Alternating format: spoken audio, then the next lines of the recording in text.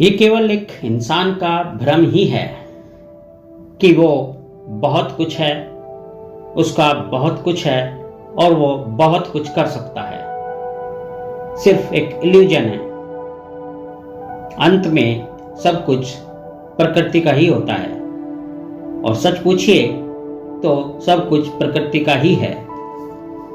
आप क्या लेकर आए थे? कुछ भी तो नहीं।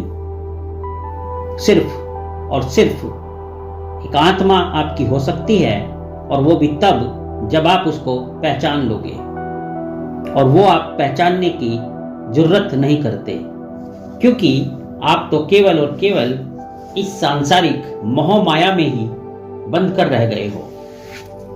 आपको खुद को जानना तो होगा। अगर नहीं जानोगे तो आपका कोई अस्तित्व ही नहीं होगा। आप क्या समझते हो कि बड़े बड़े बंगले, बड़े बड़े बैंक बैलेंस आपका कुछ खास है? नहीं। अगर कभी भ्रम हो कि वो आपका है तो एक बार इस शमशान घाट में जाकर देखना, जहां बहुत बड़े बड़े ऊंचे ऊंचे तबके के लोग सिर्फ एक मुट्ठी भर राख में बदल गए। ये मुट्ठी भर राख बताती है कि यहां सिर्फ मैं हूं और मैं के अलावा कुछ नहीं। मैं मतलब आत्मा। जब तक आप अपनी आत्मा को अपना नहीं बनाओगे तो यहां आपका कुछ भी नहीं होगा।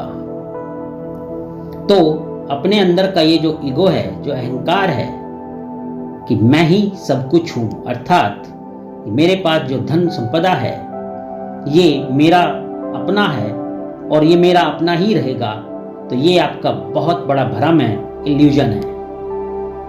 अच्छा है कि ये भ्रम जल्दी टूट जाए। अच्छा है आप इस भ्रम से बहुत जल्दी बाहर आ जाएं और उस मैं को पहचाने जो आपके अंदर विराजमान है।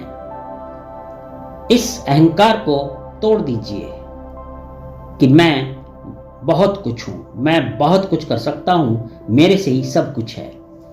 आप सच पूछिए तो इस प्रकृति का एक सूक्ष्म कण के बराबर भी नहीं है, क्योंकि आपका जो अस्तित्व है वो आपने कभी पहचाना ही नहीं। आप कभी अपने अस्तित्व से जुड़ ही नहीं पाए हो। तो उठो, जागो, मन का दीपक जलाओ और ज्ञान की शरण में जाकर अपने मैं से जुड़ो, अर्थात अपनी आत्मा से जुड़ो, आत्मचिंतन करो और अपने आप को पहचानो।